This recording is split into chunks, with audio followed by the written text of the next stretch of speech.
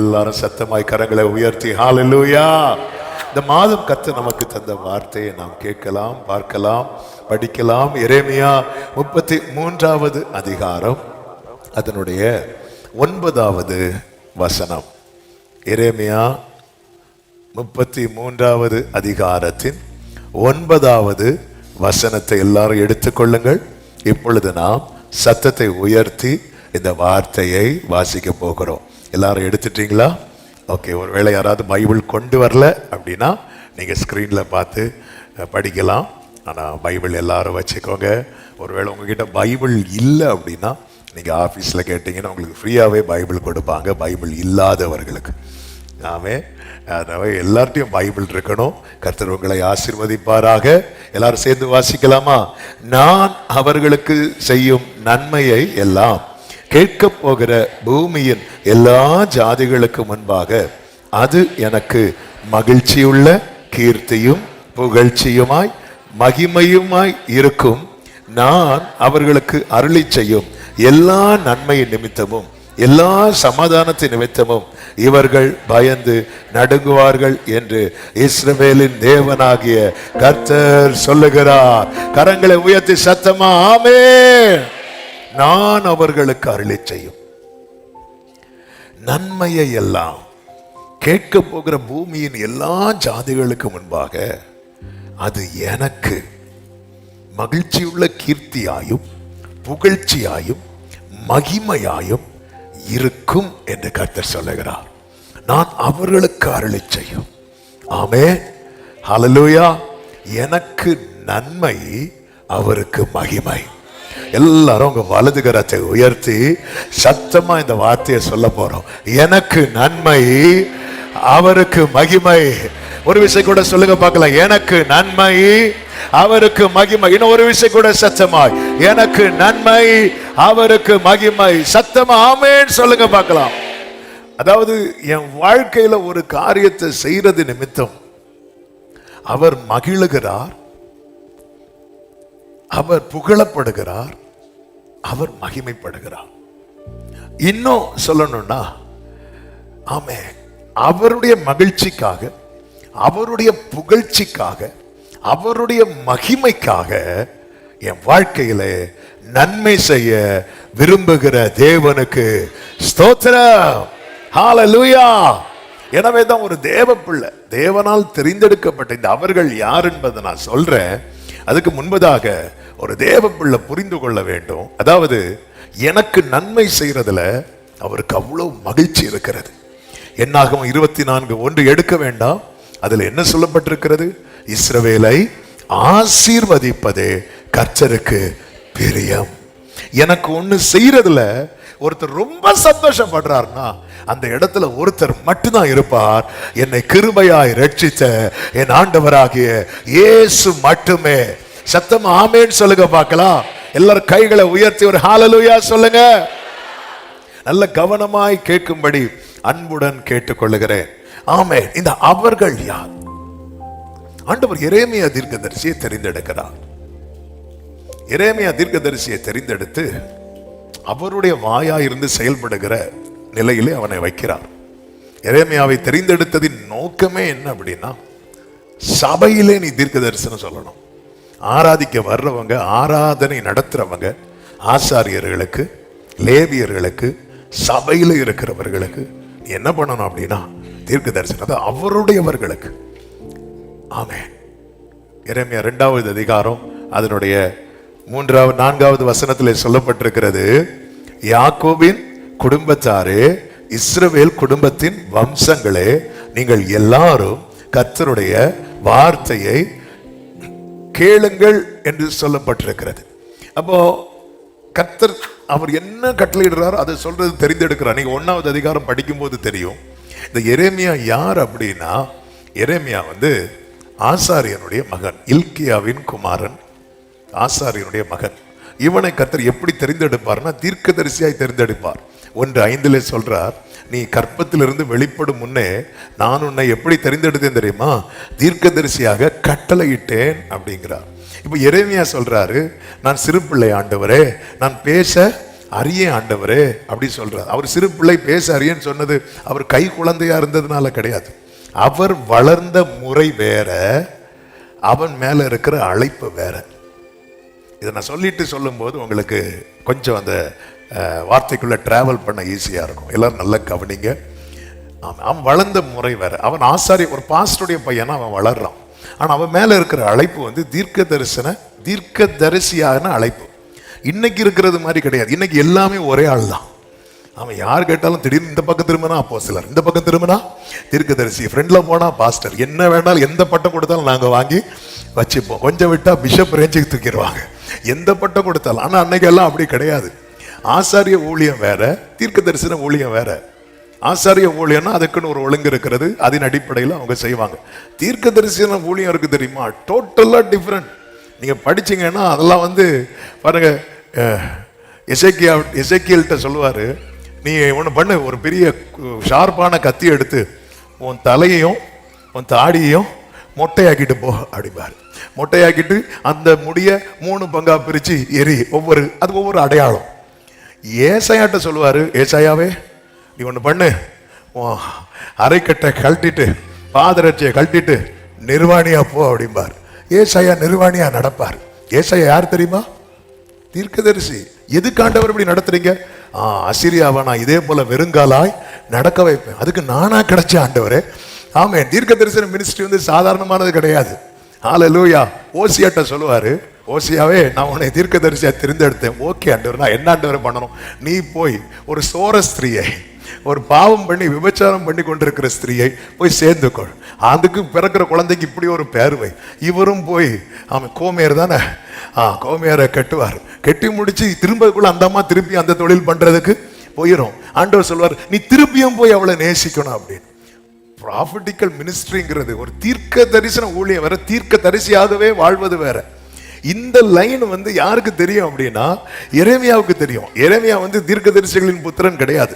எரேமியா ஒரு ஆசாரியனுடைய மகன். ஆண்டவர் சமூகத்தில் நின்று தூபம் காட்டி கர்த்தருக்கு பணிவிடை செய்து ஆண்டவர் சமூகத்திலிருந்து வார்த்தையை பெற்றுக் கொடுக்கிற அந்த ஒரு ஊழியத்தை செய்து கொண்டிருக்கிறவர்.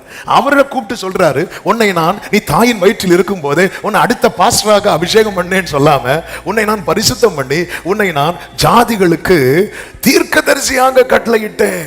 ஜாதிகளுக்கு தீர்க்கதரிசியா கட்டளையிட்டேன்னு சொன்ன, வேண்டாண்டவரே நீங்க எப்ப என்ன சொல்லுவீங்கன்னு தெரியாத ஆண்டவரே. அதுவும் தீர்க்கதரிசினா ராஜாவானாலும் முகத்துக்கு முகம் அசராம என்ன சொல்றாரோ சொல்லுவார்ல, நீ போய் எசேக்கியாட்ட சொல்லு கல்ற கட்ட ரெடி ஆயிக்கோன்னு. ஆமா, இன்னைக்குள்ள ஒரு தீர்க்கதரிசி போய் இப்படி ஒரு ராஜா கிட்ட போய் ஒரு பெரிய அதிகாரி கிட்ட போய் சொல்லி முடிக்கிறதுக்குள்ள அவரு கல்ற கட்டிடுவாங்க. அப்படி போய் சொல்ல முடியுமா? எலியா போய் சொல்றாரு, நேரா போய் ஆகாவுக்கு முன்னாடி, இங்க பாரு என் வாக்கின்படி அண்டி மழை பெய்யாது, அவ்வளவுதான். ஆண்டவரை ஜனங்கள்லாம் கடினம் உள்ளவர்கள், முரட்டாட்டம் உள்ளவர்கள். நான் அப்படியே 2 பாட்டை பாடி கையை தட்டி ஸ்தோத்திரம் பண்ணி அப்படியே ஊழியம் செஞ்சுட்டு போயிடறேன். ஆண்டவர் இது நமக்கு செட் ஆகாது. ஆண்டவர் சொன்ன, இல்ல இல்ல நான் உன்னை ஏற்படுத்தினேன்.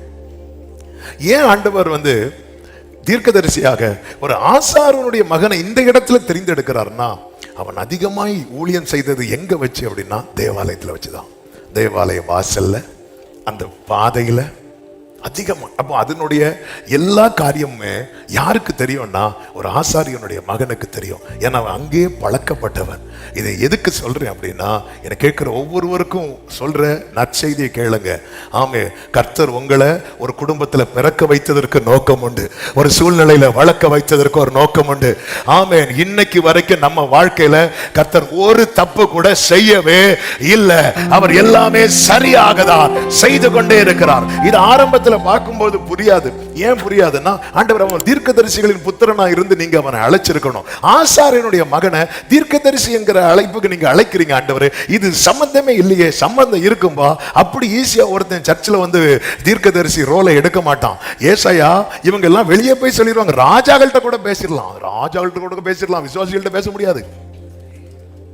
ஆமே, ராஜாக்கள்கிட்ட கூட பேசிடலாம், ஆகாப்கிட்ட பேசிடலாம், எசேக்கியாட்ட பேசிடலாம். விசுவாசி அப்படில பேச முடியாது. அதுக்கு யாருதான் தேவை தெரியுமா? இதே பார்த்து சின்ன வயசுலயே 4 தட்டும் எல்லாம் கிடைச்சி ஒருத்தன் வளர, அவனுக்கு தான் ஆண்டவர். என்னைக்குமே புரிஞ்சுக்கோங்க, இந்த வேர்டை ஆவியானவர் தரும்போது என் மனசு சொன்ன முதல் வார்த்தை, என் வாழ்க்கையில நீங்க ஒரு தப்பும் பண்ணல. இந்த 1ஆம் தேதி காலை வேளையில எத்தனை பேருக்கு இந்த வார்த்தையை சொல்ல முடியும்? அவங்க மட்டும் உங்க வலது கரத்தை உயர்த்தி சொல்லுங்க, ஆண்டவரே என் வாழ்க்கையில நீங்க ஒரு தப்புமே பண்ணல ஆண்டவரே. சொல்ல முடியுதா? ஹல்லேலூயா. எனவேதான் நம்ம பாடுவோமே, பிறக்கும் முன்னமே என் பெயரை அறிந்தீரே, அவயம் அனைத்துமே அழகாக வரைந்தீரே. பிறக்கும் முன்னமே என் பெயரை அறிந்தீரே, அவயம் அனைத்துமே. அர்ப்பணிப்போடு கைகளை உயர்த்தி, என்னிடம் உள்ளதே அந்நாள் வரையிலுமே அது காத்திட வல்லவரே, உம்மிடம் ஒப்படைத்தே. ஹல்லேலூயா. ஆமென். என்னைக்குமே சொல்றேன், என்னை ஆண்டவர் இந்த குடும்பத்தில் பிறக்க வச்சுங்க, என்னை ஆண்டவர் இப்படி வச்சு சொல்லிடாதீங்க. ஆமென். அதாவது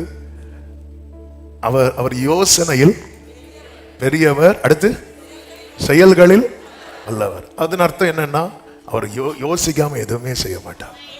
ரொம்ப யோசிச்சுதான் நம்மளை உருவாக்கி இருக்கிறார். எந்த குடும்பத்தில் பிறக்கணும், இருக்கிறவன் எவனும் தோன்றும் முன்னமே பெயரிடப்பட்டிருக்கிறான். நம் அவயவங்களில் ஒன்றாகிலும் உருவாகும் முன்னமே அதையெல்லாம் அவர் தம்முடைய புத்தகத்தில் பார்த்து தான் எழுதி. ஆமென். ஹல்லேலூயா. கர்த்தருக்கு மகிமை உண்டாவதாக. ஆமென். நம்பர்ஸ் அதிகம் ஆயிட்டுன்னு வைங்களேன், ஒவ்வொரு தலைக்கும் நம்பர் போடுவாங்க. ஆமாம், மோசே கிட்ட ஆண்டவர் சொல்லுவார், நீ 20 வயசுக்கு மேல உள்ளவங்களை என்ன செய்து எண்ணு. அப்போ எண்ணும் போது எப்படி எண்ணுவா தெரியுமா? 1, 10, 20. 20ன்னு காட்டுறது யாரை தெரியுமா? ஒரு ஆளை. 100ன்னு காட்டுறது யாரை தெரியுமா? 100 முகமதியா? இல்ல, ஒரு ஆளை. 100, 100 நம்பர். மனுஷனுக்கு அது அதுக்கு மேல முடியாது. நம்பர், அதாவது ஜாஸ்தி ஆயிட்டுன்னா அதுக்கப்புறம் நம்பர்ஸ் தான். ஆமென். அவர் நட்சத்திரங்களை கூட பெயரிட்டு அழைக்கிற கர்த்தர். கரங்களை தட்டி ஆண்டவருக்கு ஹல்லேலூயா. அவர் நட்சத்திரங்களை கூட நல்ல கையை தட்டி தேவனை மயப்படுத்தலாம். அப்படியே இருக்கக்கூடாது, இந்த ஹாப்பியா இருக்கும். ஆமென். ஹல்லேலூயா. அது ஃப்ரெண்ட்ல இருக்கிறவங்க ரொம்ப ஆக்டிவா இருக்கணும். ஆமென். கர்த்தர் நல்லவர். ஹல்லேலூயா. சிலர் இருக்காங்க பாருங்க, அந்த கொட்டாவி விடுவாங்க பாருங்க, அதுவரை நமக்கு தூக்கமே வராது. ஆமாம், அதுவும் நம்ம அப்படியே அப்படியே ஏதாவது தூக்கி எறியணும் போல இருக்கும். கர்த்தர் காப்பாராக. ஆமே. கர்த்தருக்கு இதுக்கு இப்போ இதை சொல்ல, ஒருத்தனை தெரிந்தெடுக்கிறார். நீ யாக்கோபு குடும்பத்துக்கும் இஸ்ரவேல் குடும்பத்துக்கும் போய் சொல்ல. யார் இந்த யாக்கோபு? எரேமியா 10:16 சொல்லப்பட்டிருக்கிறது. ஆமென். இஸ்ரவேல் அவருடைய சுதந்திரமான கோத்திரம். இஸ்ரவேல் அவருடைய, தேவன் தெரிந்தெடுத்தவன், தேவனால் தெரிந்தெடுக்கப்பட்டவன். சுதந்திரமான கோத்திரம். சுதந்திரமான கோத்திரம்னா அவருக்கு தான் அங்க முழு உரிமை. எல்லார் லைஃப்லயும் யாக்கோபு வாழ்க்கையில செய்யறது போல எல்லார் வாழ்க்கையிலும் செய்ய மாட்டார். நம்ம வீட்டுல இருக்கிறது போல இன்னொரு வீட்டுல போய் இருப்போமா? இருக்க மாட்டோம். நம்ம வீட்டுல நம்ம செயல்படுறது மாதிரி இன்னொரு வீட்டுல செயல்படுவோமா? செயல்பட மாட்டோம். அவர் சுதந்திரமான கோத்திரம்னு தெரிந்தெடுக்க காரணம் அப்படின்னா, மற்றவங்களுக்கு அவர் கெஸ்ட், இவனுக்கு அவர் ஹெட். ஆமென். சத்தம் ஒரு ஆமென் சொல்லுங்க. மற்றவங்களுக்கு ஜீசஸ் கெஸ்ட், ஆனா யாக்கோபுக்கு அவர்தான் ஹெட். ஆமா, எனக்கு அவர் கெஸ்டா இருக்க கூடாது, எனக்கு அவர் ஹெட்டா இருக்கணும்னு சொல்றவங்க நல்ல கையை தட்டி ஆமென் சொல்லுங்க பாருங்க. ஆமென். ஆனா இன்னைக்கு ஜீசஸ் எல்லாம் கெஸ்டா தான் கூடுறாங்க. பரிசேயனாகிய சீமோனுக்கு இயேசு ஒரு கெஸ்ட். ஆமென். ஹல்லேலூயா. ஆனா பேதுருவுக்கு அவர் தான் ஹெட். ஆமென். கப்பர்நகும் வீட்டுல கூரை பிரிக்கிறாங்க. அது யார் வீடுன்னு மென்ஷன் பண்ணப்படலை. ஆனா பைபிள் ஸ்காலர்ஸ் எல்லாம் சொல்றாங்க அது பேதுரு வீடா இருக்கிறதுக்கு நிறைய சான்ஸ் இருக்கு அப்படின்னு சொல்றாங்க. ஆமே, பைபிள் இல்லாததை நம்ம அழுத்தி சொல்ல முடியாது. ஆனா அந்த வீட்டில் கூரையை பிரிக்கும் போது வெயிட் பண்ண ஓனர்கிட்ட கேட்கலாம், ஒன்றும் கிடையாது. அங்கே யார் இருக்கிறா தெரியுமா? ஜீசஸ் இருக்கிறார். பேதுரு போட்ல யாரி உக்காந்துட்டு, யாரி உட்கார்றது வரை அவர் கெஸ்ட், உட்கார்ந்ததுக்கு அப்புறம் அவர் தான் ஹெட். என் லைஃப்ல ஜீசஸ் யாரா இருக்கிறான்னு பாருங்க. என்னை அவர் தெரிந்தெடுத்து இருக்கிறார். நான் தேவனால் தெரிந்தெடுக்கப்பட்டவனுக்கு நிச்சயம் உள்ளவங்க மட்டும் கையை உயர்த்தி சத்தம் ஒரு ஆமென் சொல்லுங்க பார்க்கலாம். எஸ், அப்போ அவர் என்ன வேணாலும் செய்வார், என்ன வேணாலும் செய்வார். அது அவர் சில பாத்துருக்கீங்களா? ஆமே, ஸ்கூல்ல போய் ஸ்கூல்ல காலேஜ்ல ஆபீஸ்ல அவங்க கொண்டு போன பேகை அப்படியே தூக்கி வைப்பாங்க பவ்யமா. அப்படியே முடிச்சு வீட்டுக்கு வரும்போது பேக் இங்க இருந்தே தூக்கி எறிவாங்க. ஏன்னா அது அவங்களுடைய வீடு. ஆமென், ஹல்லேலூயா. சிலருக்கு ஸ்கூல் ரிப்போர்ட் கார்டுல ஃபர்ஸ்ட் ரேங்க் இருக்கும், வீட்டுல ஒரு ரிப்போர்ட் கார்டு போட்டா தெரியும். யாக்கோபு அவருடைய சுதந்திரமான கோத்திரம்னா அவருக்கு தான் அங்க ஃபுல் ரைட்ஸ் இருக்கு, முழு உரிமை இருக்கு. ஆமே, ஆமே. ஒரு சொந்த வீடு இருக்கு, ஒரு வாடகை வீடு இருக்கு. ஆமா, எந்த வீடை நம்ம ரொம்ப மெயின்டைன் பண்ணுவோம் தெரியுமா? சொந்த வீட. யாக்கோபுக்கு கர்த்தர் ஒரு நன்மை செய்யறது அவருக்கு சந்தோஷத்துக்கு.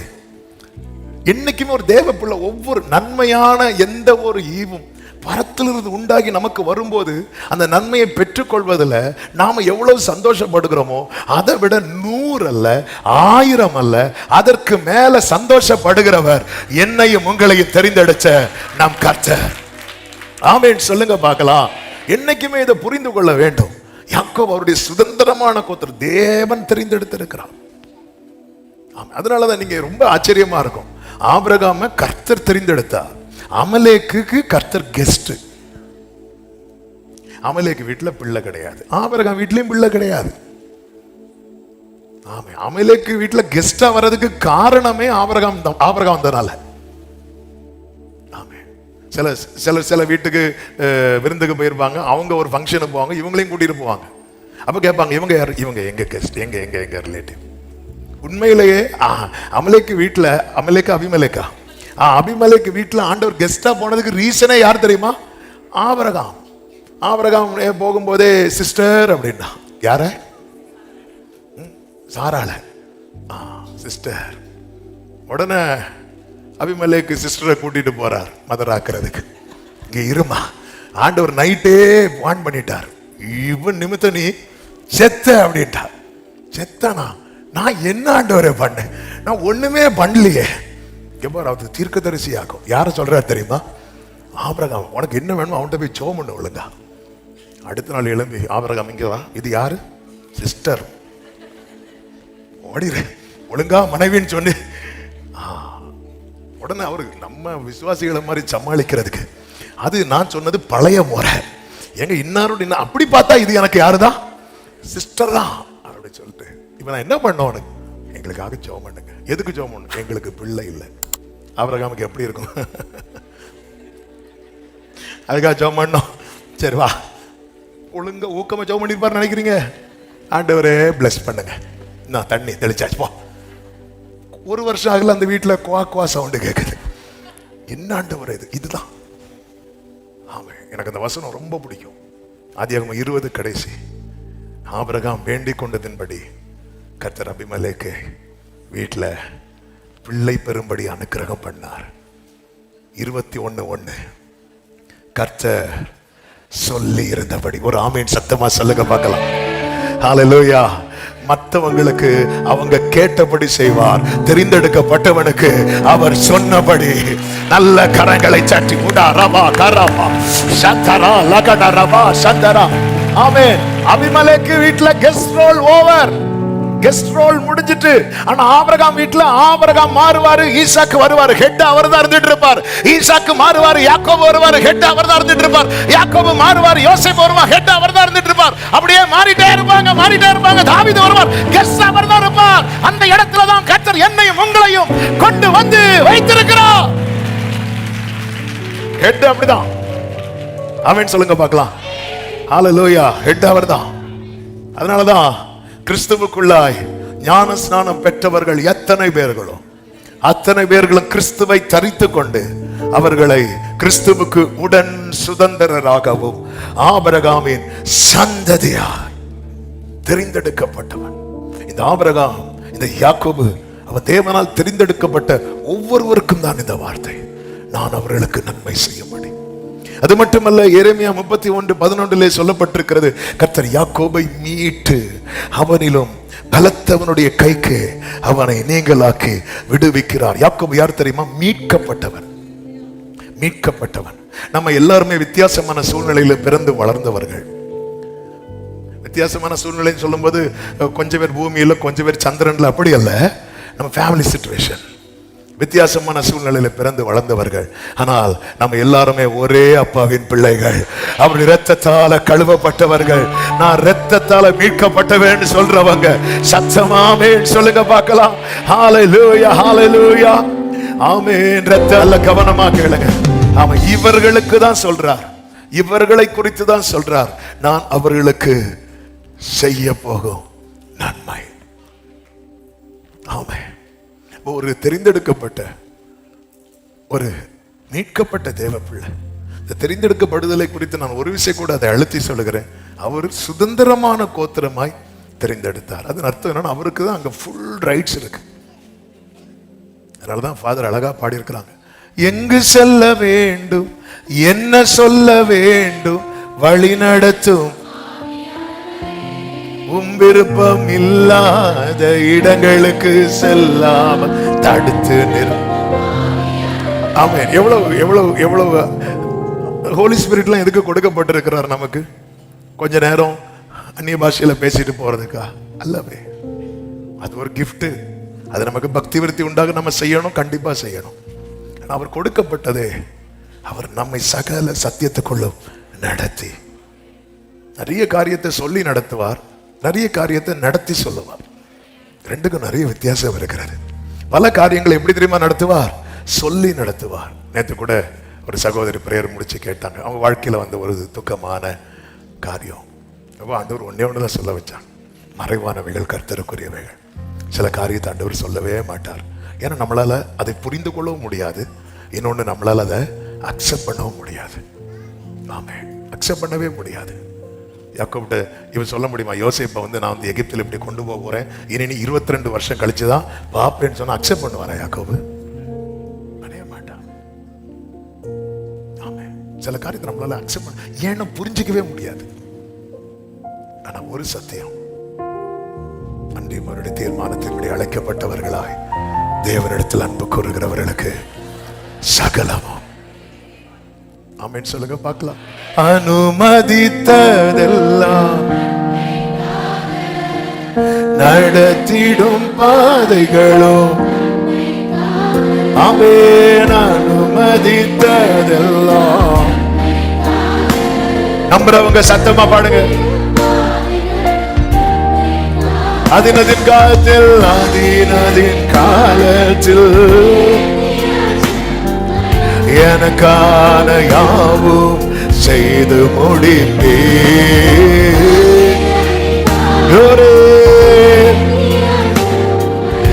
எனக்கான யாவும் செய்து, கைகளை உயர்த்தி, உங்க கைகள் கூறுகவில்லை, உம்மால் கூடாதது எதுவும் இல்லை. உங்க கைகள் ஜீசஸ், உம்மால் கூடாதது எதுவும் இல்லை, உம்மால் கூடாதது எதுவும் இல்லை. இயேசுவால் கூடா. இனி 33:9 ஒரு விசை கூட அதன் முதல் பகுதியை வாசியுங்கள். நான் அவர்களுக்கு செய்யும் நன்மையை எல்லாம் கேட்க போகிற பூமியின் எல்லா ஜாதிகளுக்கு முன்பாகவும் அது எனக்கு மகிழ்ச்சி உள்ள கீர்த்தியாகவும் புகழ்ச்சியாகவும் மகிமையாகவும் இருக்கும். ஆமென், ஆமென். இந்த வசனத்தை வச்சு ஒரு ஜெபம் பண்ண போறோம். ஆமென். என்ன ஜெபம்னா, ஆண்டவரே உமக்கு மகிழ்ச்சி உண்டாக எனக்கு நன்மை செய்யும், உமக்கு புகழ்ச்சி உண்டாக எனக்கு நன்மை செய்யும், உமக்கு மகிமை உண்டாக எனக்கு நன்மை செய்யும். ஆமென். என் கூட எத்தனை பேர் ஜெபம் விரும்புறீங்க? முடிஞ்ச அந்த பைபிள் வார்த்தை அப்படி நெஞ்சோடு சேர்த்து வைத்து, நீங்க தெரிந்தெடுக்கப்பட்டவங்கிற நிச்சயம் இருக்கா? நீங்க மீட்கப்பட்டவர்கள் நிச்சயம் இருக்கா? அப்படி நிச்சயம் இருக்குன்னா அப்படியே உங்க வலது கரத்தை உயர்த்தி ஆமென் இந்த வார்த்தையை நான் சொல்ல சொல்ல நீங்க சின்ன பிள்ளை போல ரிப்பீட் பண்ணுவீங்களா இருதயத்துல இருந்து? ஆண்டவரே, உமக்கு மகிழ்ச்சி உண்டாக எனக்கு நன்மை செய்யோ, உமக்கு புகழ்ச்சி உண்டாக எனக்கு நன்மை செய்யோ, உமக்கு மகிமை உண்டாக எனக்கு நன்மை செய்யோ. ஆமென். ஹalleluya. அப்ப தேவன் நம்முடைய வாழ்க்கையில ஒண்ணு செய்யறாருன்னா அதுல அவருக்கு சந்தோஷம், துதி, மகிமை, இது மூன்றையும் அவர் மனதிலே வைத்து கர்த்தர் செய்கிறார். என்ன ஒரு ஆச்சரியம் தெரியுமா? மனுஷன் அவருடைய சிருஷ்டிப்பு இருக்குல்ல, சிருஷ்டிப்புகளை வழிபடுகிற திரள் கூட்டம் இருக்கிறார்கள். அதுல ஒரு பெரிய சிருஷ்டிப்பு உண்டு. ஒரு சிருஷ்டி என்ன சொல்லுங்க பார்க்கலாம்? மனுஷன் இந்த பூமியில தேவன் படைத்தவைகளில் சிலவற்றை தெய்வமாக வழிபடுகிறான். அதுல ஒன்று என்ன சொல்லுங்க? கரெக்டா சொன்னீங்க, சத்தமா சொல்லுங்க. சூரியன். சூரியன்ல எத்தனை கோள்கள் அதை சுற்றி கொண்டிருக்கிறது. இந்த பூமி கூட சூரியனை என்னதான் செஞ்சிட்டு இருக்கு? சுத்திட்டே இருக்கு. சூரியன் தான் வெளிச்சமே கிடைக்குது. அப்படிப்பட்ட சூரியன், அந்த சூரியனை படைத்து வைத்துவிட்டு அந்த சூரியன் மேல அவர் தம்முடைய நாமத்தை எழுதாம மண்ணை எடுத்து உண்டாக்கி, கடந்த வெள்ளிக்கிழமையில் ஆண்டவர் அந்த வார்த்தையை நினைவில் வைத்து பேச வைத்தார். ஆண்டவர் மனுஷனை உண்டாக்கணும்னு நினைச்சிட்டார் பாருங்க. அப்போ எதால உண்டாக்கணும்னு நினைச்சா? மண்ணால. மண் எங்க இருக்கணும்? நான் இப்படி வச்சு தலையிலன்னு பாக்குறீங்களா?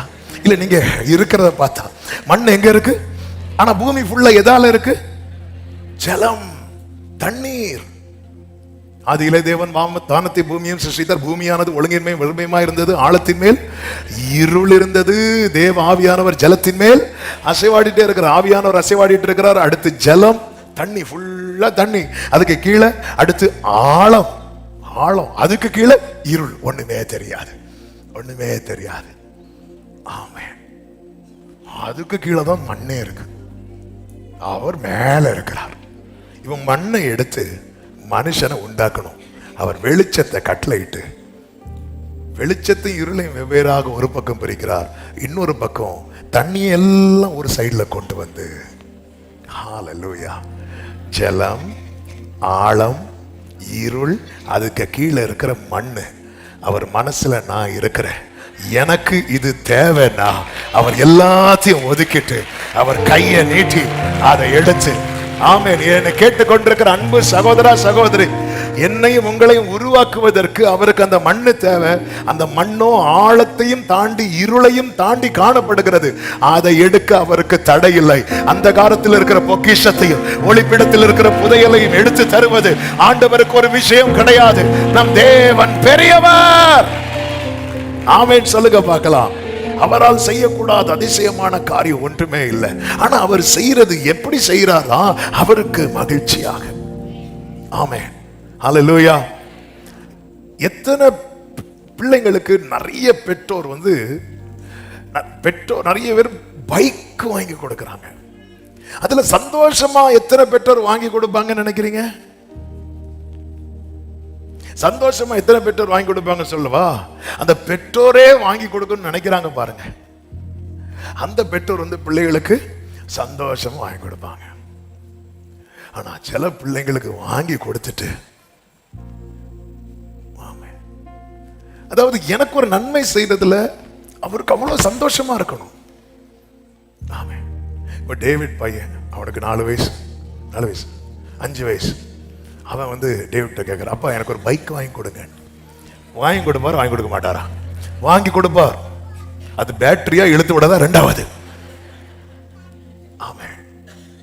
டேவிட் நினைச்சா பெரிய பைக் வாங்கி கொடுக்கலாம், ஆனா வாங்க மாட்டார். ஆனா ஒரு சின்ன இப்போ ஒரு டாய் வாங்கி கொடுத்தா அதுல சந்தோஷம். ஆமென்.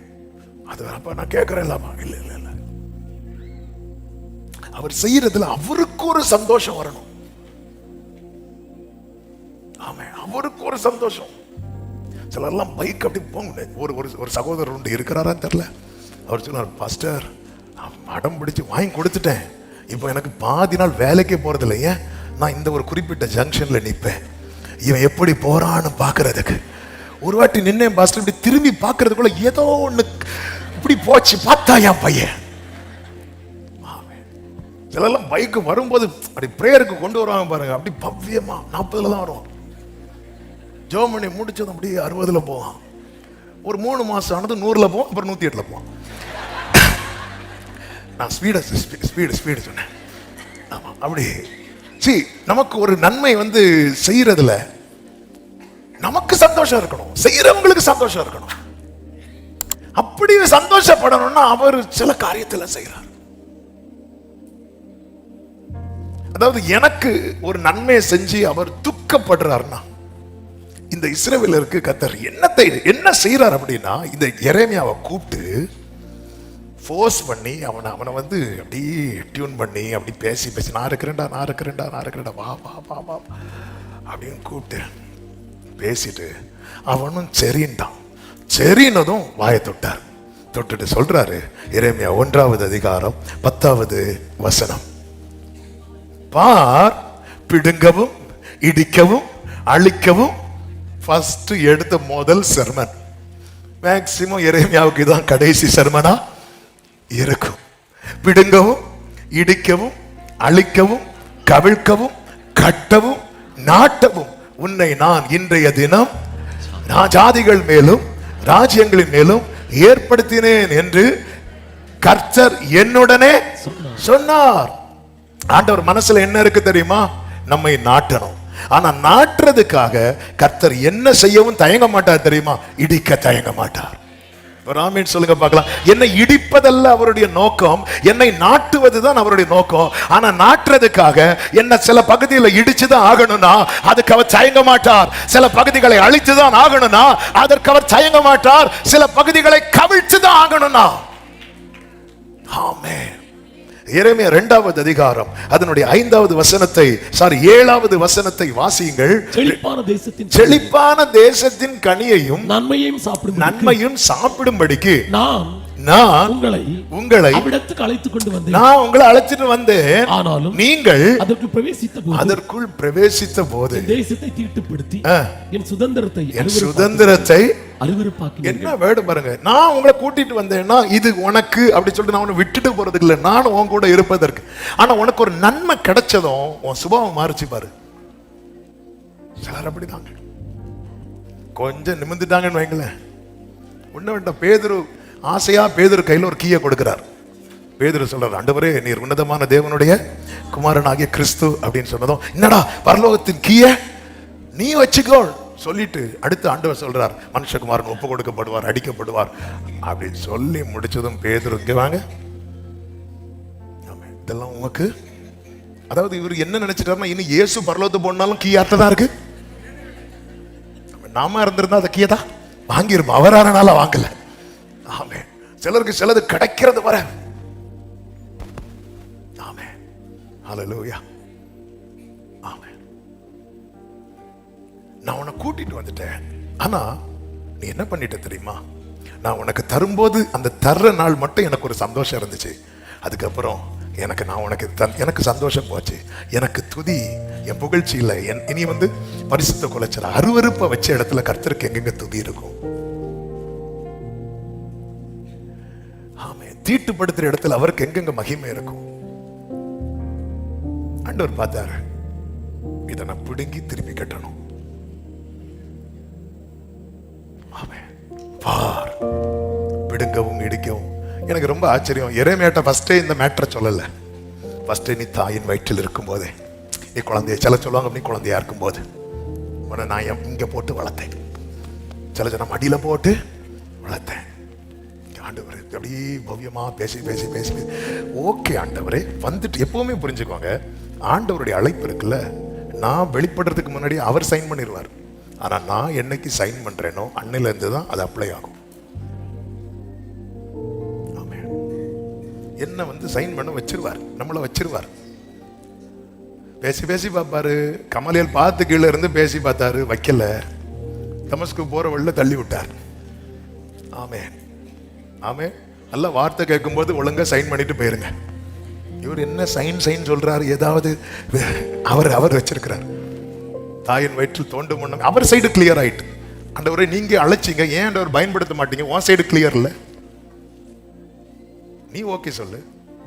ஓகே சொல்லிட்டேன், ஓகே சொல்லிட்டல, இங்க வா பார், பிடுங்கவும் இடிக்கவும். இதுக்குதான் நான் அப்பவே சொன்னேன். ஆமே. நீ அவர்களுக்கு பயப்பட வேண்டாம். ஆண்டவரே நான் போகவே இல்லை, நான் இன்னும் ஸ்டார்ட் பண்ணவே இல்லை. ஆமே. நான் உன் கூட இருப்பேன். அவங்க அவங்க முன்பாக அஞ்சாமல் இரு, பயப்படாமல் இரு. ஆண்டவர் இப்ப நீங்க சொல்றத பார்த்தாதான் எனக்கு பயமா இருக்கு. இடிப்பதெல்லாம் அவருடைய நோக்கம். அவருடைய மனசுல என்ன இருக்கு தெரியுமா? நம்ம நிலைநாட்ட. ஆனா உன்னை நிக்க வைக்கிறதுக்கு, இடிக்கணும்னா இடிக்கிறது தயங்க மாட்டான். ஆமென் சொல்லுங்க பார்க்கலாம். எரேமியா 12வது அதிகாரம் 14, 15, 16 வசனங்கள் நான் வாசிக்கிறேன். இதோ நான் என் ஜனமாகி இஸ்ரவேலுக்கு காணியாட்சியாக கொடுத்த என் சுதந்திரத்தை தொடுகிற துஷ்டரான அயலார் அனைவரையும் தங்கள் தேசத்தில் இராதபடி பிடுங்கி போடுவேன் என்று கர்த்தர் அவர்களை குறித்து சொல்லுகிறார். ஓகே, இனி அடுத்த வார்த்தை கவனிங்க. யூதா வம்சத்தாரையும் அவர்கள் நடுவில் இராதபடிக்கு பிடுங்கி போடுவேன் அப்படிங்கிறார். இப்ப 2 கூட்டத்தை பிடுங்கி போடுறார். ஒன்று அவருடையவர்களை, இன்னொன்னு அவருடையவர்கள் அல்லாதவர்களை. 2 கூட்டத்தை பிடுங்கி போட்டாச்சு. ஓகே, பிடுங்கி போட்டாச்சு. பிடுங்கி போட்டுட்டு ஒரு டீமை விட்டுட்டார். ஆனா இன்னொரு டீமை பார்த்துட்டு இருக்கிறார். அடுத்த வசனத்தை பாருங்கள். அவர்களை நான் பிடுங்கி போட்ட பிற்பாடு நான் திரும்பவும் அவர்கள் மேல் இறங்கி. ஒரு ஆமென் சத்தமா சொல்லுங்க. 2 கூட்டத்துக்கு அப்படி சொல்லி தூக்கி போடுறார். 2 கூட்டத்தை அப்படி தூக்கி போட்டதுக்கு அப்புறம் ஒரு கூட்டத்தை மனசு கேட்கவே இல்லை. ஏன் கேட்கலன்னா அவர் கையில இருந்து தூக்கி போட்டுட்டாரு. ஆனா அவரால அவர் மனசுல இருந்து தூக்கி போட முடியல. ஹல்லேலூயா. தூக்கி எறியப்பட்ட என்னை. எனக்கு இந்த பாட்டு திருப்பியும் என்ன ரொம்ப ருசிக்க வைத்த ஒரு சம்பவம் நடந்தது. போன வாரத்துல என்னுடைய 2வது பொண்ணை ஏதோ இறங்க மாட்டேன்னா நைட்டு, எனக்கு ஏதோ ஒரு அவசரமா ஏதோ வெளியே போகணும், இறங்கவே மாட்டேன். நான் என்ன பண்ணேன் தெரியுமா? போன்னு சொல்லி பெட்ல பில்லோலாம் இருந்து அதுக்கு மேல அப்படி தூக்கி போட்டேன். அவ விழுந்து தூக்கி எறியப்பட்ட எனக்கு சிரிப்பா இருந்தாலும் நான் ஓடி போய் திருப்பி அவளை கரெக்ட் என்ன டைமே என்ன பண்ண போறாளா தெரியல, தூக்கி போட்டது அப்படி தூக்கி எறியப்பட்ட. இந்த பாட்டை அவ எப்ப படிச்சா? உடனே போய் நான் தூக்கிட்டேன். பொல்லாத தகப்பனுக்கு மனசு கேட்கலடா.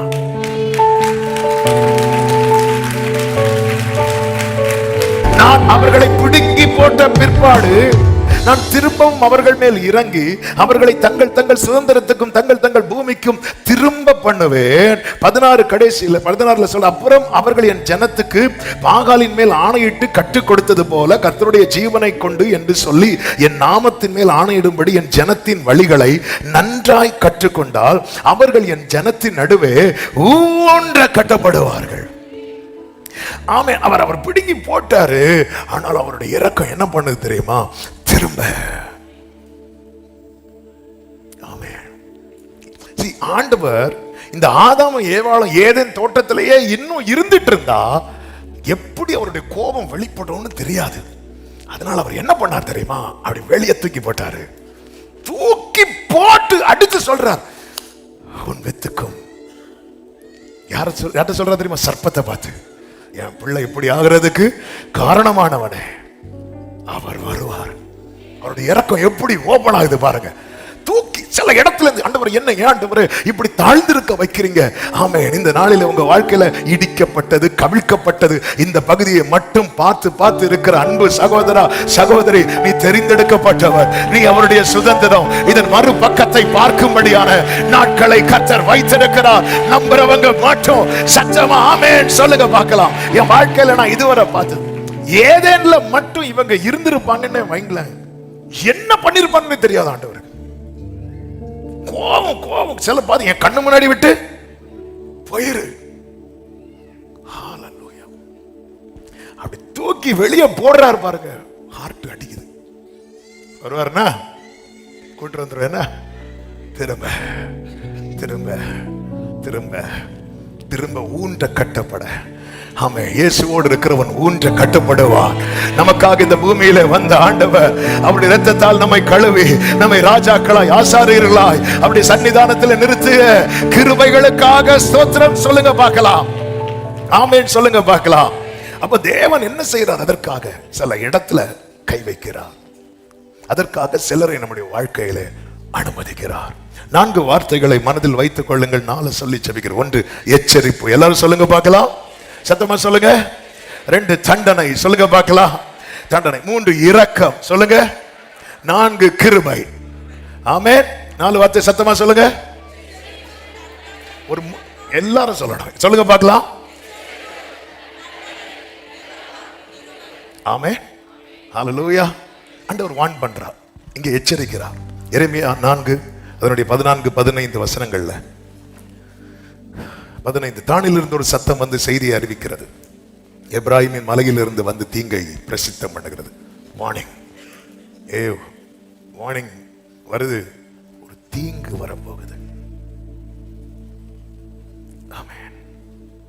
எரேமியா 16 11வது வசனத்துல 16:10 நீ இந்த ஜனங்களுக்கு இந்த வார்த்தையை அறிவிக்கும் போது, இவ்வளவு பெரிய தீங்கை கூறுவானே, நாங்கள் செய்த அக்கிரமம் என்ன அப்படின்னு கேட்டா நீ சொல்லு, நீ அவர்களை நோக்கி உங்கள் பிதாக்கள் என்னை விட்டு அந்நிய தேவர்களை பின்பற்றி அவர்களை சேவித்து என் நியாயப்பிரமாணத்தை கை கொள்ளாமல் என்னை விட்டு விட்டார்கள். ஒரு காரியத்தை கவனிச்சிங்களா?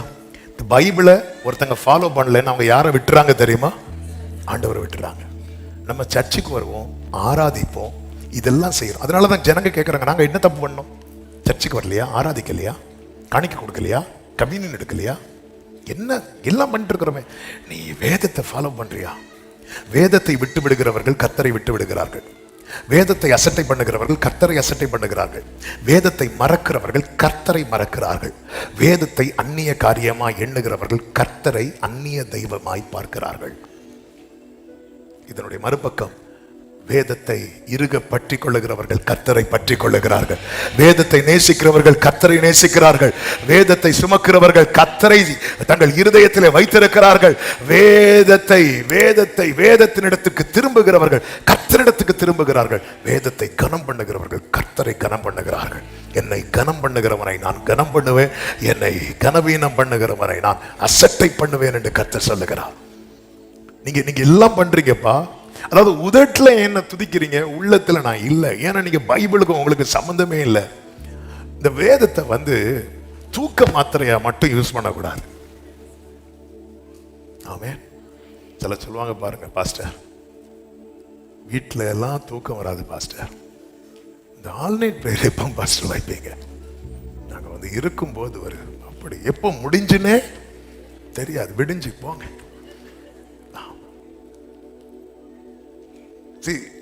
இந்த வேதம் நிறைய பேர் தூக்க மாத்திரையாவே வச்சிருப்பாங்க. தூக்கம் வரலையா? பைபிள் எடுத்து படி, அப்படியே படிப்ப தூக்கம் வரும். பில்லோக்கு அடியில வை. சிலருக்கு கெட்ட சொப்பனை வருதுன்னு சொல்லி இப்படியே தூங்குவாங்க. கொஞ்சம் தள்ளி மூச்சு முட்டிட்டு போகுது. இந்த பைபிள் நம்ம எப்படி அதாவது வார்த்தை மாம்சமாகி, உங்களுக்கு யாருக்கெல்லாம் ஜீசஸை பார்க்கணும்னு ஆசை? கைத்துக்க வேண்டாம். உங்களுக்கு உண்மையில ஜீசஸை பார்க்கணும்னு ஆசைன்னா போட்டோல பார்க்க கூடாது, இந்த பைபிளை பார்க்கணும். உங்களுக்கு உண்மையிலே ஜீசஸ் கூட பேசணும்னு ஆசைன்னா பைபிளும் தனியும் நீங்களுமா போகாரு. அவர், நான் நினைச்சேன் அவர் தரிசனம் இருக்கிறது, சொப்பனம் இருக்கிறது. ஆனா வேதம் அழகா சொல்லுகிறது, கோதுமைக்கு முன் பதர் ஏமாத்துறது. இந்த தரிசனம் சொப்பனம் எல்லாம், கோதுமைங்கிறது வேர்டு. வேர்டு வந்துட்டுனா அதெல்லாம் நத்திங். வேர்டு வந்துட்டுன்னு வைக்கல, இதுதான் கோதுமை. இதை கம்பேர் பண்ணும்போது அதெல்லாம் பதர், ஒண்ணுமே கிடையாது. உங்களுக்கு உண்மையிலே இயேசுவோடு பேசி பழகணும்னு ஆசையா, பைபிளும் கையுமா உட்காரு. நமக்கு உண்மையிலே வேதத்தோடு எவ்வளவு சம்பந்தப்படுத்தி கொள்ளுகிறோமோ அவ்வளவுதான் ஜீசஸோடு நம்ம சம்பந்தப்பட்டிருக்கிறோம். நம்ம இன்னும் தாவீதே தாண்ட மாட்டேங்கிறோமே. தாவீது யாரு? சங்கீதம். சங்கீதம் தாண்டி தாவீதின் குமாரன் வந்து போயிட்டு திருப்பி வர ரெடியா இருக்கிறார். வந்தா நம்ம போக மாட்டோம் தெரிஞ்சனால அவர் வராம வெயிட் பண்ணிட்டு இருக்கிறார். நம்ம இன்னும் அதுலயே கோவிட் வந்ததும் 91 சங்கீதத்துல படுத்துல கிடந்தோம். அப்படி மனப்பாடம் சொல்லுவாங்க. கை கழுவும் போது கூட வாதை உன் கூடாரத்தை அணுகாது. அது தாண்டி அது அணுகாதுப்பா போட்டு அது ஒன்ன பார்த்து எப்படி வரும், அது போயிட்டு நான் போறேன்னு சொல்லி அதை தாண்டி என்ன ஏன் இந்த இதை விட்டுட்டாங்க? என்ன விட்டுட்டாங்க? வேதத்தை நேசிக்கிறவர்களுக்கு மிகுந்த சமாதானம், அவர்களுக்கு இடரலே கிடையாது. வார்னிங் வரும்போது அலர்ட் ஆகிடணும். வார்னிங் வரும்போதே அழ ஆரம்பிச்சிடணும். வார்னிங்ல இவங்க கண்டுக்கல. நாங்க என்ன பண்ணோம்? நாங்க இப்படியே தான் கேட்டுட்டு இருந்தாங்க. பேதுருக்கு வார்னிங் வந்துச்சு.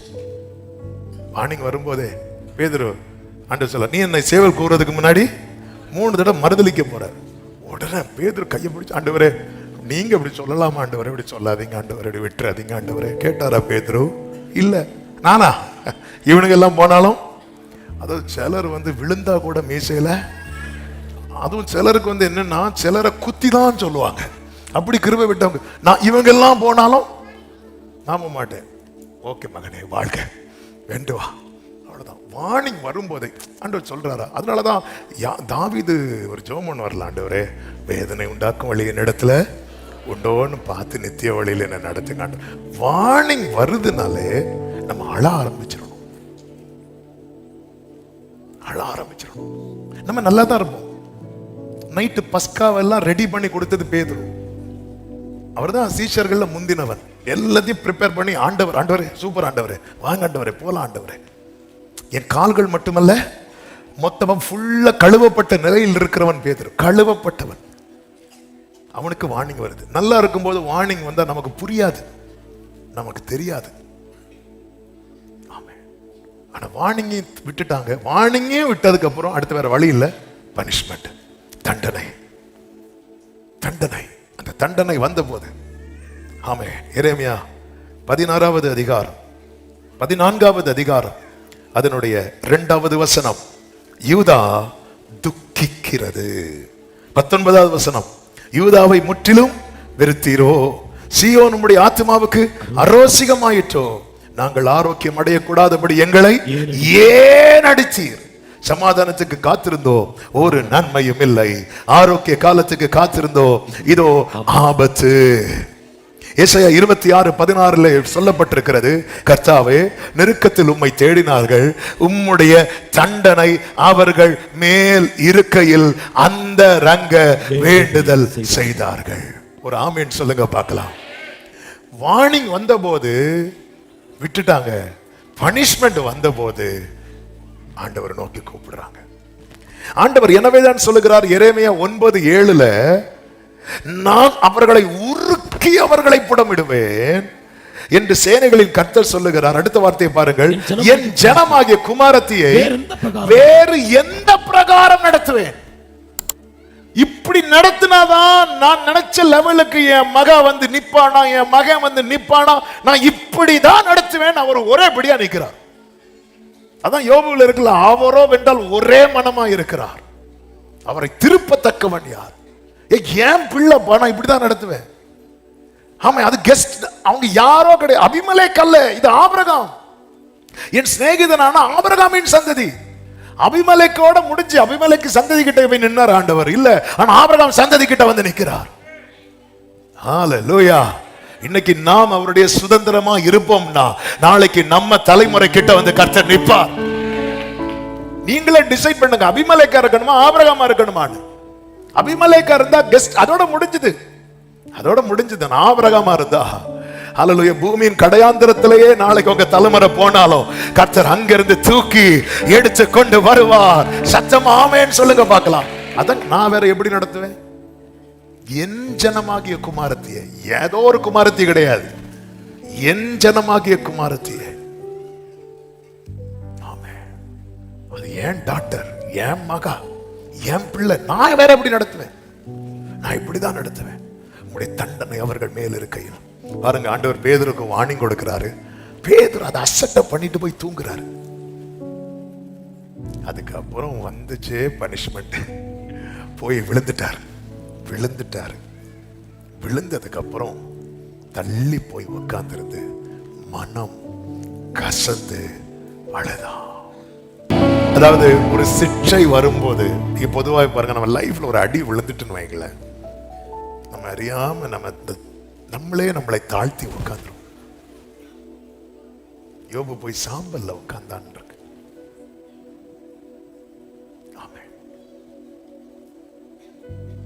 சில நேரத்தில் நம்ம தாழ்த்த தயங்குறோம், நம்ம மறக்கிறோம். நம்ம லைஃப்ல சில அடி விழுந்ததும் இந்த மனாசே என்கிற, அதாவது எசேக்கியா ராஜாவினுடைய மகன் மனாசே, அவனுக்கு நிறைய வார்னிங் போச்சு. அவன் வந்து அதை கண்டு கவனிக்கவில்லை, கவனிக்காமற் போனார்கள் இருக்கு பைபிள்ல. அதுக்கப்புறம் பனிஷ்மெண்ட், சத்துரு கையில் ஒப்பு கொடுக்கிறார். அவன் வாழ்க்கையில தண்டனை வந்தது. கெஞ்ச ஆரம்பித்தான்.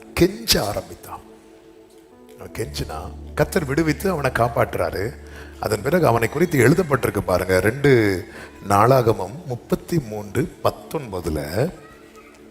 அவனுடைய விண்ணப்பமும் அவன் கெஞ்சுதலுக்கு கர்த்தர் இறங்கினதும் அவன் தன்னை தாழ்த்தினதுக்கு முன்னே பண்ணின அவனுடைய எல்லா பாவமும் துரோகமும். அப்போ ஒரு பனிஷ்மெண்ட் கொடுத்து அவனை தாழ்த்தினதும் அவனை விட்டு என்னெல்லாம் ஓடிச்சு தெரியுமா? பாவமும் துரோகமும். அப்ப கர்த்தர் செய்தது தீமையா நன்மையா? நன்மை.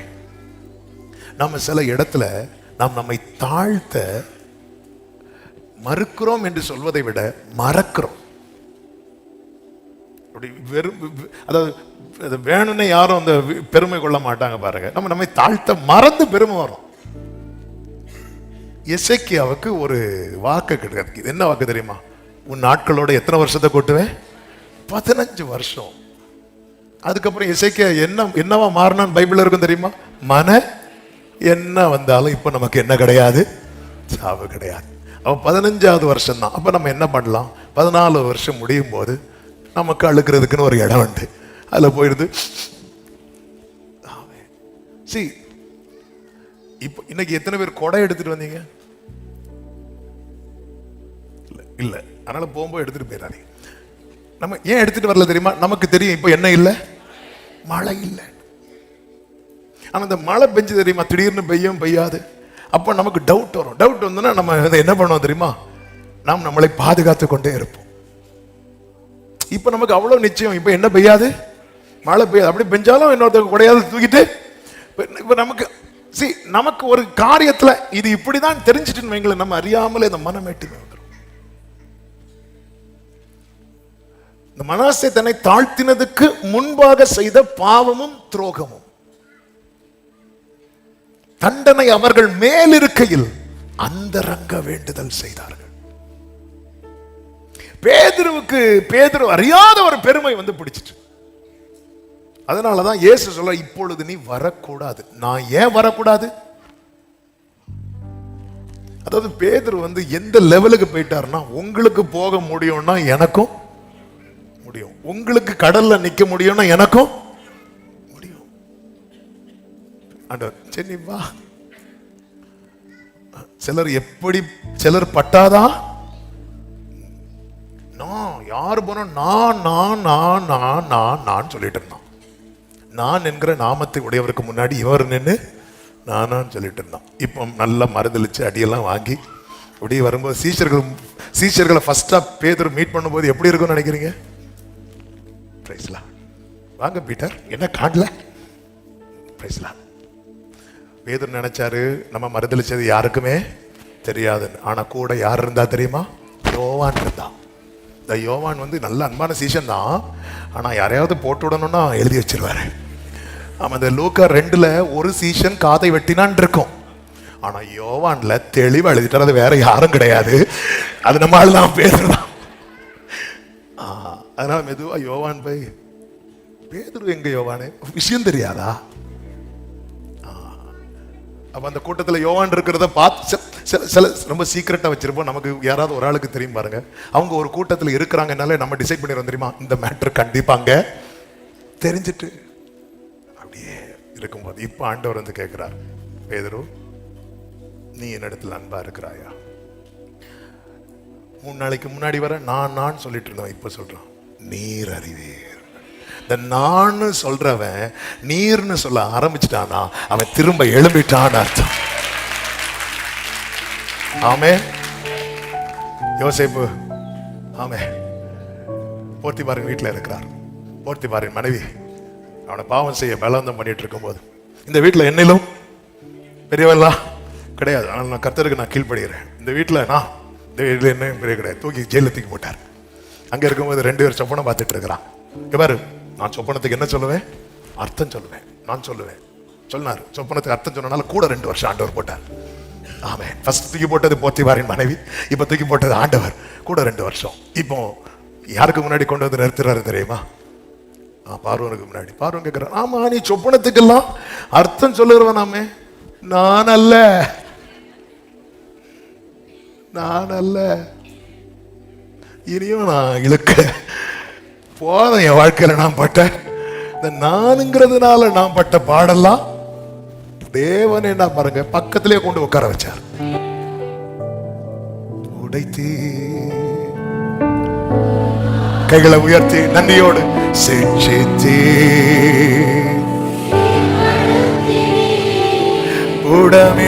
உடமிட்டீர் போதில் பெருத்தீ விரியாதிரு. ஆமே. அதாவது நம்ம உணர ஆரம்பிச்சிட்டோம் வைங்களேன், அவர் உருக ஆரம்பிச்சிடுவார். எரேமியா 31, 18, 19, 20 வசனங்கள் வாசிக்க வேண்டாம், நல்ல தெரிந்த வசனம் தான். நான் திரும்பின பின்பு மனஸ்தாபப்பட்டு கொண்டிருக்கிறேன், நீர் என்னை தண்டித்தீர் ஆண்டவரே, பணியாத மாடு போல அடிக்கப்பட்டேன். அதாவது ஃபர்ஸ்ட் என்ன சொல்லுவாங்க, நம்ம இந்த நல்ல மாட்டுக்கு ஒரு சோடு, பணியாத மாடு போல இருந்தேன், அதனால அடிக்கப்பட்டேன். ஆடினா ஆடி என்ன ஆடி, நான் பணியாத மாடுப்பா, பணியாத மாடு. ஒழுங்கா பணிஞ்சிருந்தா அந்த அடி விழுந்திருக்குமா? ஆமே. புல்லு போட்டவர், ஆகாரம் போட்டவர் ஏறி இருந்து அடிக்கிறார். ஏன்? பணியல்ல, நான் பணியாத மாடு போல அடிக்கப்பட்டேன், என்னை திருப்புங்கப்பா, நான் தப்பு பண்ணிட்டேனப்பா அப்படி சொன்னது ஆண்டவர் சொல்றாரு. ஆமென். எப்ராஹிம் எனக்கு அருமையான குமாரன் அல்லவோ. சரி, நம்ம உணர்ந்துட்டோம்னா அவர் உருகிடுவார், இரக்கம் கிடைக்குது, அதான் திரும்ப எடுத்து அதன் பிறகு கர்த்தர் கிருபை பாராட்டுகிறார். அந்த கிருபை தான் என்ன தெரியுமா? கர்த்தருக்கு மகிமை உண்டாவதாக. எரேமியா 32வது அதிகாரம் அதனுடைய 40 முதல் வாசியுங்கள். அவர்களுக்கு நன்மை செய்யும்படி நான் அவர்களை விட்டு பின்வாங்குவதில்லை என்கிற நித்திய உடன்படிக்கை அவர்களோட பண்ணி, என்னை விட்டு அகன்று போகாதபடி எனக்கு பயப்படும் பயத்தை அவர்கள் இருதயத்திலே வைத்து, அவர்களுக்கு நன்மை செய்யும்படி அவர்கள் மேல் சந்தோஷமாயிருந்து என் முழு இருதயத்தோடு என் முழு ஆத்துமாவோடும் அவர்கள் இந்த தேசத்தில் நிச்சயமாய் நாட்டுவேன். ஜனத்தின் மேல் இந்த பெரிய தீங்கையெல்லாம் வரப்பண்ணினது போல அவர்களை குறித்து சொன்ன எல்லா நன்மையும் அவர்கள் மேல வர பண்ணுவேன். கரங்களை சட்டி ஆமென் சொல்லுங்க பார்க்கலாம். ஹalleluya. அதாவது சில பகுதியில் இடிச்சிட்டாரு, கவிழ்த்தாரு. ஆமே. இப்போ அவங்களை எங்க கொண்டு வந்திருக்க தெரியுமா? எப்படி கொண்டு வர நினைக்கிறோனோ அந்த நிலையை அவங்க உணர ஆரம்பிச்சுட்டாங்க. இப்போ நீங்க இந்த வார்த்தை கேட்டுட்டு இருக்கும் போது, அப்பா நான் பணியாத மாடுப்பா, என்னை திருப்புங்கப்பாங்கிறான் எப்ராஹிம், என்னை திருப்புங்கப்பா, என்னை திருப்புங்கப்பா. அவ்வளவுதான். ஆண்டவர் உருகிட்டார். என் பிள்ளைடா, எனக்கு அருமையான குமாரன். அதான் சொல்லுங்க. இப்ப சில பிள்ளைங்க பாருங்க, பிள்ளைங்க தப்பு பண்ணி பெற்றோர் கோபம் ஏறிட்டே இருக்கும். அந்த கோபம் வந்து திடீர்னு பாசமா மாறணும்னு அங்க என்ன நடக்கணும் தெரியுமா? ஒண்ணு அந்த பிள்ளை திருந்தணும், இல்லைன்னா பிள்ளைக்கு மேல ஒரு அடி விழுந்தா போதும். ஒரு அடி. ஒண்ணு அந்த பிள்ளை அப்பா அப்ப உங்களை கோபப்படுத்திட்டானாப்பா இப்படி திருந்திட்டுன்னா பிள்ளை பாசம் வந்துடும். சில பிள்ளைங்க வந்து பணியாத மாடு, திடீர்னு கோத்திரம் டமான் அடிப்பாங்க பாருங்க, அடிச்சதும் அவ்வளவுதான். இரக்கம், அவருடைய இரக்கம், அவருடைய கிருபை. இரக்கம் என்ன, கிருபைன்னா என்ன தெரியுமா? இரக்கம் என்பது எனக்கு கிடைக்க தகுதி இருந்தும் எனக்கு கிடைக்காம போச்சு பாருங்க, அதுக்கு பேர் இரக்கம். கிருபை என்பது எனக்கு கிடைக்க தகுதி இல்லாத இருந்தும் எனக்கு கிடைச்சது பாருங்க, அதுக்கு பேர் கிருபை. இரக்கம் என்ன சொன்னேன்? எனக்கு கிடைக்க தகுதி இருந்தும் எனக்கு கிடைக்காம போச்சு பாருங்க, அதுக்கு பேர் என்னது? இரக்கம். புரியலையா? ரெண்டாவது புரிஞ்சுது, முதல்ல தான். கிருபை என்பது என்ன? எனக்கு கிடைக்க தகுதி இல்லாத இருந்தும் எனக்கு கிடைச்சது பாருங்க, அது கிருபை. இரக்கம் என்ன தெரியுமா? எனக்கு கிடைக்க தகுதி இருந்தும், என்ன கிடைக்க தகுதி இருந்தும்? பாவத்துக்கு தக்க தண்டனை கிடைக்க தகுதி இருந்தும், என் மீறுதலுக்கு தக்க தண்டனை கிடைக்க தகுதி இருந்தும், என் அக்கிரமத்துக்கு தக்க தண்டனை கிடைக்க தகுதி இருந்தும் அந்த தண்டனை கிடைக்காம காப்பாற்றுறாரு தெரியுமா? இதுக்கு பேரு இரக்கம். ஆமென். இரக்கம் பெற்றவங்க மட்டும் சத்தமா ஹல்லேலூயா. கிருபை என்பது என்ன தெரியுமா? எதற்குமே உதவா என்னையும் கண்டெடுத்தார் இயேசுவின் அன்பை நான்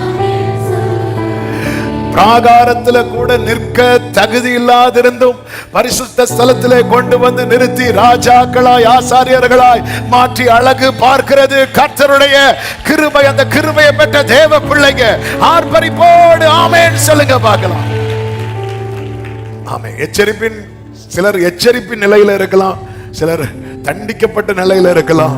ஆனாலும் இரக்கம் பாராட்டி இன்னும் உயிரோட வச்சிருக்கிறது காரணம் என்ன தெரியுமா? அவர் மனசுல நம்மை குறித்து ஒரு மேன்மையான திட்டத்தை வைத்திருக்கிறார். என்ன? அவருக்கு மகிழ்ச்சியும் அவருக்கு புகழ்ச்சியும் அவருக்கு மகிமையும் உண்டாக என்னை உயர்த்துவது, ஆசீர்வதிப்பது. எல்லாரும் ஆமென் சொல்லுங்க பார்க்கலாம். ஆண்டவர் சமூகத்தில் அப்படியே அர்ப்பணிப்போடு, ஆண்டவரே உம்முடைய சமூகத்தில் நான் என்னை தாழ்த்துகிறேன். என்னை குறித்து நீர் என்ன வைத்திருக்கிறீரோ அது நிறைவேறுவதாக.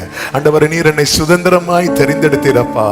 ஒரே ஒரு நிமிஷம் வலது கரத்தை உயர்த்து, உங்க இடது கரத்தை இருதயத்தில் வச்சு அப்பா கிட்ட ஆண்டவர் தந்த பிராமிஸ் வர்ஸ் வச்சு ஒரு விஷயம் கொடுத்தப்பா, உமக்கு மகிழ்ச்சி புகழ்ச்சி மகிமையும் உண்டாக எனக்கு நன்மை செய்தார், என் குடும்பத்துக்கு நன்மை செய்தார். உமக்கு ஒருவருக்கு மகிழ்ச்சியும் புகழ்ச்சியும் மகிமையும் உண்டாக நன்மை செய்தார். நாமத்தினால உடைய பிள்ளைகளை வாழ்த்தி ஆசீர்வதிக்கிறேன். அப்படியே கர்த்தர் நன்மை செய்து எல்லாரும் அறியும்படிக்கு எல்லா கண்களுக்கு முன்பாக உடைய பிள்ளைகளை மேன்மைப்படுத்தி உடைய நாமத்தை இவர்கள் வாழ்க்கையிலே மகிமைப்படுத்தியர்கள். இந்த மாதம் ஒவ்வொருவருக்கும் நன்மையாய் ஆசீர்வாதமாய் இருக்க கிருபை செய்யும். எல்லா மகிமையும் இயேசுவின் நாமத்தில் பிதாவே, ஆமென். ஆமென். God bless you.